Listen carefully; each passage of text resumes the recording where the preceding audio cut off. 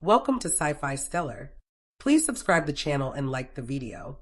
The day the Zarnathi Concorde appeared in Earth's orbit, humanity was collectively thrust into a sci-fi movie it hadn't auditioned for. Hundreds of sleek, obsidian ships hovered silently above the planet, blotting out stars and beaming down soothing, but undeniably ominous, messages in every known language. The first transmission interrupted morning talk shows, presidential addresses, and one particularly intense live stream of a man trying to deep fry a turkey with a flamethrower. Citizens of Earth, a smooth, resonant voice declared, "Do not panic. You are now under the protection of the Zarnathi Concorde. We have assumed defensive orbit. Remain calm and proceed with your daily activities." In Iowa, Steve Bramble, assistant night shift manager at a local Walmart, paused mid-price adjustment on a shelf of discounted pool noodles. His smartwatch buzzed with the alert. He stared at it, then up at the TV mounted above the self-checkout lanes, where the news was already scrambling to explain what was going on. "Defensive orbit," he muttered. "Against what? Discount warlords?" While Steve pondered existential galactic threats over a lukewarm energy drink, world leaders were in full panic mode. The United Nations convened an emergency session. The G7 had a rapid-fire video conference. Someone tried calling Elon Musk, but he was reportedly on Mars or in a sensory deprivation tank. Reports conflicted. Amid the chaos, Ambassador Talida Reyes of Earth addressed High Commander Rexel, the Zarnathi liaison, via a secure diplomatic hologram. Rexel, a towering, blue-skinned being with 7 eyes and a voice like velvet over gravel, offered a simple reassurance. Earth is now designated under Interspecies Preservation Protocol Delta 3. Reyes, composed but skeptical, leaned forward. "And we appreciate that. But protection from what exactly?" There was a pause, a long one. One of Rexel's eyes blinked independently, unsettling everyone in the chamber. "We would rather not say," he replied evenly. That's when people really started to worry. Around the globe, theories exploded. Social media melted down. TikTok flooded with alien red flag compilations and fake interviews with blurry reptilian shapes. Hashtags like #ZarnathiGate and #AlienRedacted trended for days. Governments scrambled to understand why. Out of all the species in the galaxy, humans had suddenly become worth protecting. Then came the second message. This is not a drill. Planetary quarantine is now in effect. Do not attempt to leave the solar system. Defense grid activated. Defense grid? Quarantine? Suddenly, it didn't feel like protection. It felt like a prison. Steve, now watching from the electronics department next to a nervous old couple hoarding batteries, muttered, "Yeah, this ain't a goodwill tour. They're not guarding us. They're guarding something else, or someone else." That suspicion echoed louder at the hastily assembled G7 Zarnathi summit, held in a fortified Swiss bunker with suspiciously bad Wi-Fi. There, Earth's top minds gathered, including Dr. Imogen Cross, head of xenocultural analysis at Oxford. Brilliant, sharp, and visibly unimpressed by cosmic half-answers, she stood and calmly addressed the looming hologram of Commander Rexel. "Commander," she said, steepling her fingers, "what exactly do you believe is coming for Earth?" Rexel's 7 eyes turned toward her in eerie unison. His already deep voice dropped an octave. "It is not a what, it is a who." The lights flickered. Inexplicably, thunder rumbled overhead, despite the fact they were deep underground. In Switzerland, the silence that followed Rexel's cryptic answer was thick enough to choke on. No one moved. No one spoke. Even the seasoned diplomats, the ones who negotiated ceasefires with warlords and stared down nuclear threats, sat frozen like children told that the monster under the bed was real and already inside the house. Dr. Cross leaned forward slightly, her voice steady despite the goosebumps crawling up her spine. "Who?" she asked again, quieter this time. "Who is coming?" Rexel's holographic form shimmered slightly, as if even saying the name might compromise the containment field around Earth. "Their designation is classified in over 70 galactic languages," he said carefully. "The Concorde refers to them only as the Forsaken." President Anika Kumar of India leaned into her mic. "That sounds ominous." "They do not seek conquest," Rexel continued. "They do not negotiate. They do not respond to logic or diplomacy. They seek conversation. A confused murmur rippled through the room. Conversation? Dr. Cross echoed. That's what you're afraid of? Rexel's voice darkened further. Yes, because every time they converse, civilizations end. In the back of the room, a military general leaned toward his counterpart. So, what are they just really annoying? Galactic Jehovah's Witnesses. No one laughed. Rexel turned his eyes toward Earth, or perhaps toward whatever memories he held of its kind. We intercepted a broadcast, he explained. A simple, harmless signal your species launched over a century ago. It caught their attention. What kind of broadcast? Reyes asked. There was a pause before Rexel responded. A recording of Earthlings attempting humor, laughter, comedy. The room went dead silent. Are you saying, Dr. Cross said slowly, we sent a joke into space, and now an ancient cosmic entity wants to destroy us for it? Rexel nodded solemnly. It was the chicken joke. Steve Bramble, still glued to the news in Walmart, spat out his soda. Back at the summit, confusion turned to horror as Zarnathi auxiliary screens began displaying intercepted transmissions. Blurry images, ancient analog noise, and then a clip of a black and white human, bow tie crooked, saying, "Why did the chicken cross the road?" Then static. Then the signal cuts to a new feed. Unfamiliar stars, deep void, and something moving between them. Something vast. Something laughing. Only it wasn't a laugh. Not quite. It was the echo of laughter long forgotten, processed through the void of a dead galaxy, reshaped into something terrible. Rexel looked grim. They are now coming to understand the punchline. Reyes stood, voice trembling. How long do we have? Time does not function in the same way for the Forsaken, Rexel said. But we estimate they will arrive within the cycle you call 2 weeks. Pandemonium erupted. The room exploded with shouting, questions, threats, and demands. But amid the noise, Dr. Cross sat back, brows furrowed, thoughtful. Maybe, she said slowly, the answer isn't to run. Maybe the answer is to reply, to make them laugh. Rexel's hologram turned to her sharply.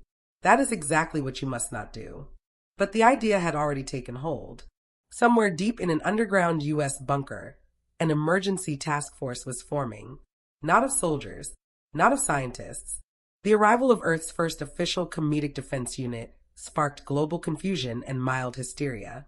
News anchors struggled to explain why a retired Catskills comedian, a Brooklyn insult comic, a Japanese pun master, and a man who went viral for accidentally microwaving a fork were now humanity's last hope against an ancient interstellar threat. But in Geneva, the atmosphere was grim. The team had been assembled not to make people laugh, but to bore a cosmic entity into apathy. In a cold, concrete war room below the UN complex, Marty Goldman paced slowly in front of a whiteboard covered in scribbled joke fragments and half-baked setups. Okay, he said, pointing to a line that simply read, toothpaste cap dilemma. This is good. It's dry. It's slow. It goes nowhere. KK frowned. Nobody's laughing at that, I'll give you that much. That's the point, muttered Dr. Imogen Cross from the corner. She hadn't slept in 3 days. She looked like a woman who'd read too many forbidden scrolls. Because she had. Somewhere in the Geneva archives, she'd unearthed references to the Forsaken, buried deep in accounts from long-dead species. They always came after a laugh. Always left silence behind. Entire planets rendered blank. White noise in the memory of the cosmos. Meanwhile, the entity was growing closer. You couldn't see it through telescopes, but sensors across the solar system were picking up anomalies, moon shadows cast in the wrong direction, stars that told different stories depending on who looked at them. Astronomers started dreaming in punchlines they didn't understand. On Mars, a rover stopped transmitting data and instead looped a knock-knock joke that never reached the who's there. Steve Bramble, still holding down his post at Walmart, followed the story with morbid fascination. We sent a joke into space, he muttered one night, stacking boxes of marshmallows, and the universe decided to send one back. Back at Geneva, the comedy team prepared for their live transmission. Rexel's ships had created a temporal field around the moon, a kind of galactic open mic stage. The Forsaken, they said, could not be fought, but they could be performed for. And if you bored them long enough, they would simply lose interest and slide back into the deep void between stories. So the plan was set. Beam a painfully mundane routine directly into the fold in space-time where the Forsaken were expected to appear. It would have to be dry, tedious, entirely without punch, and it had to be delivered with absolute seriousness. Marty took center stage in a converted satellite control chamber. He adjusted the mic, cleared his throat, and began, "So, have you ever noticed how your socks slowly rotate over time, even when you're just walking in a straight line? Let's talk about that." For 27 minutes, he launched into a rambling, painfully slow monologue about laundry, shoehorn usage, the decline in pencil quality since the early 2000s, and a full 5-minute tangent on why receipts are too long. No punchlines, no charm, just despair wrapped in mild observation. As he droned on, sensors picked up a change. The incoming signal, the narrative distortion that marked the Forsaken's approach, began to falter. The distortion shuddered, hiccuped, then slowed. Rexel's crew stared at the readings in awe. "It's working," one of them whispered. "They are disengaging." But then, without warning, the signal stabilized. Stronger, louder. A ripple tore through the comms array and broadcast a single, terrible sound into the room. Laughter. Not human laughter. Not even Zarnathi laughter. Something ancient, layered, shifting. A laugh that echoed across species and lifetimes. It was amused. Deeply amused. And then a voice, hollow and bright, crackled through the speakers. "That was funny."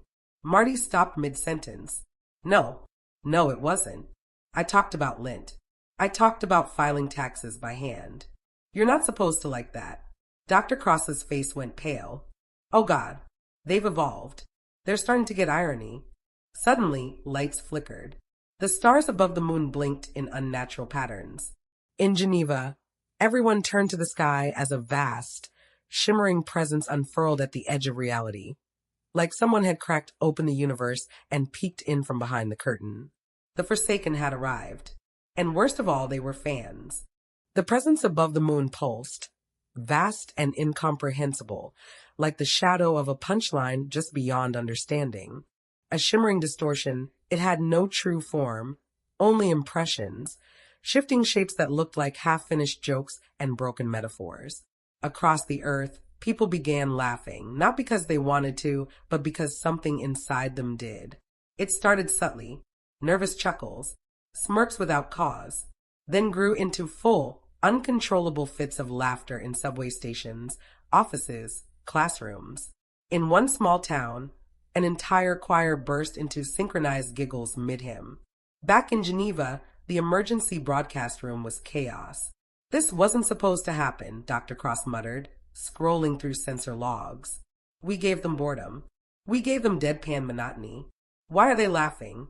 Marty slumped against the control panel, drained. "Maybe it's not the words," he mumbled. "Maybe it's the effort. Maybe they think trying not to be funny is funny." Rexel appeared on a nearby screen, his expression unreadable. "It has begun. The Forsaken are inside the collective narrative. Your species is trending." The team stared blankly. "You mean like going viral?" KK asked deadpan. "No," Rexel said. "I mean they are beginning to write your next chapters, and they have a sense of humor now." Somewhere in orbit, Zarnathi defense ships began shifting, unable to fire, unable to flee. They were stuck in comedic timing loops, missiles frozen mid-launch, stuck in classic wait-for-it moments that never arrived. One ship's AI reported its crew had fallen into a recursive bit involving two aliens trying to walk through a doorway at the same time, endlessly saying, "No, after you." On Earth, language itself started to bend. Billboards displayed puns that hadn't been programmed. Smartphones auto-corrected everything into dad jokes. A woman in Paris opened her mouth to complain about traffic and instead said, "Looks like we're all a few baguettes short of a picnic." "Huh?" She screamed. People applauded. "We're losing control of our own comedic structure," Dr. Cross said, eyes wide with horror. "They're using our culture against us." They're editing reality into a bit. A low hum filled the bunker. The screens flashed again. The Forsaken spoke, not through a mouth, but through every screen, every phone, every surface that could render a message. Just 3 words.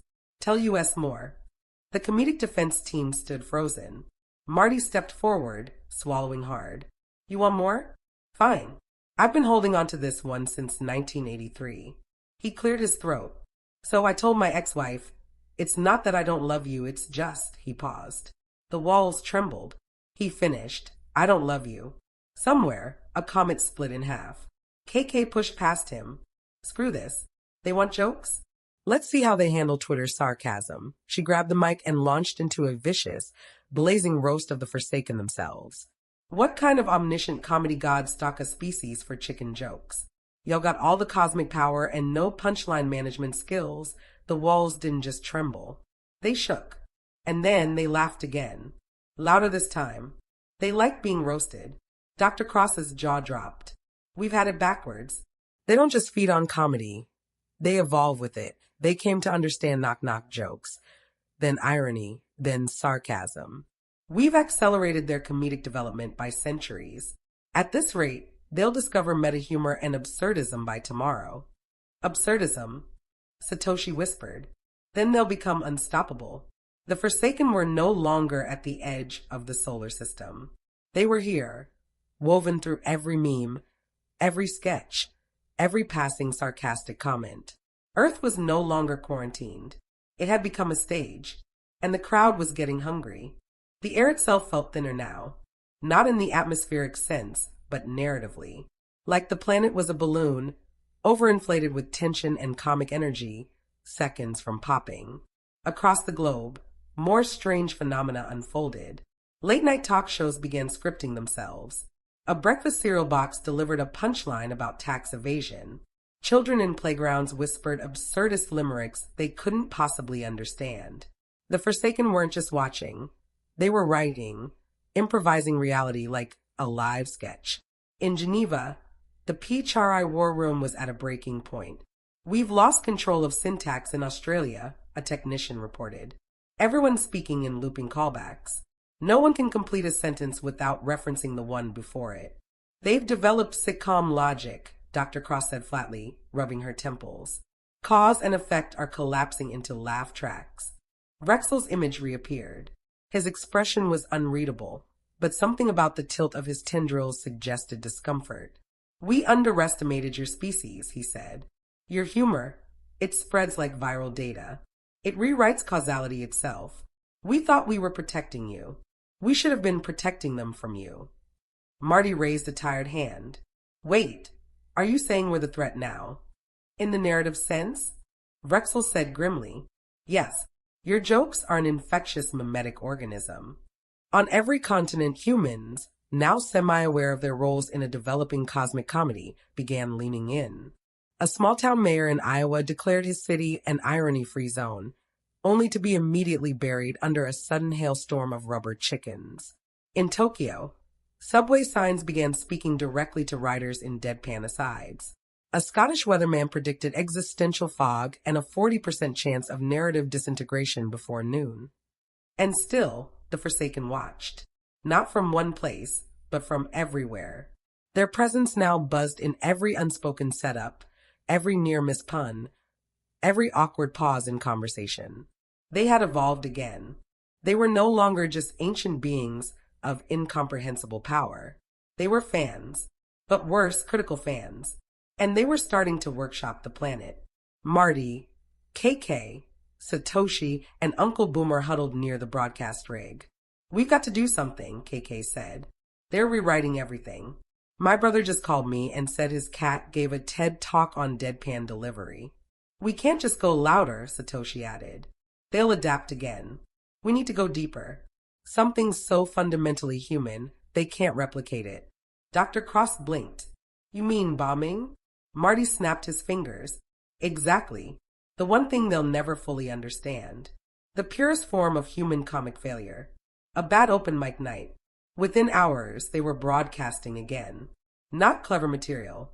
Not weaponized sarcasm. But pure, uncut, awkward flop. Jokes with no structure. Cringe so sharp it peeled paint off the walls. KK delivered a 5-minute set entirely about types of door hinges. Marty followed it with a monologue on how Velcro feels judgmental. Satoshi did puns, so forced they cracked language laws. Uncle Boomer misread every cue card and spent 4 minutes arguing with a ficus he mistook for a stagehand. The world held its breath. The Forsaken did not laugh. Not this time. Instead, the sky began to buffer. The stars flickered. Time slowed in strange, rhythmic patterns. The moon blinked out, then blinked back in, asterisk upside down star. The narrative thread trembled. Somewhere deep in the cosmic distance, a slow, painful groan echoed. Not from one throat, from 1,000 disappointed writers. They had reached the one thing the Forsaken had never anticipated. Unbearable secondhand embarrassment. They're hesitating, Vrexel breathed. They're doubting the narrative. But just as hope began to rise, something else happened. A new voice entered the feed. Not one of the Forsaken. Not Zarnathi. Not human. It was crackly, dusty, as if coming from an old VHS tape of a stand-up act no one ever finished watching. You think that was bombing, the voice said. Asterisk you asterisk think you've seen failure? On every screen, in every signal, one word flashed next.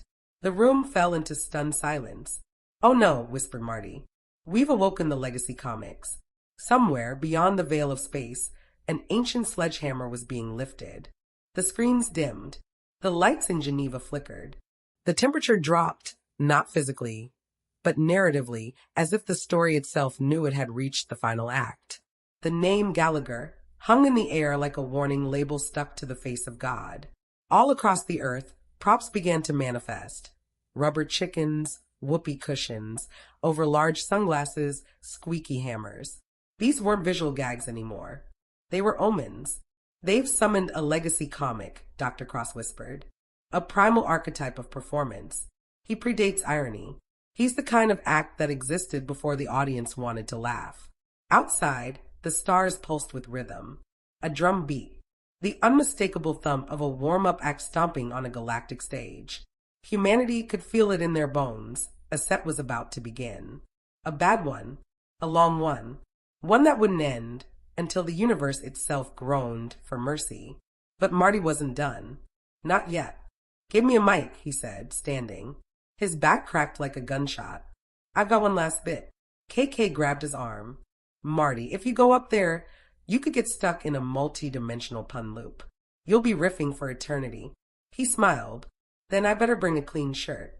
Within minutes, Earth's final broadcast went live across the galaxy. Marty took the stage, a shimmering disc suspended just above Earth's atmosphere, built by Zarnathi tech, powered by narrative stabilizers and held aloft by sheer desperation. Above him loomed the Forsaken, the audience of audiences.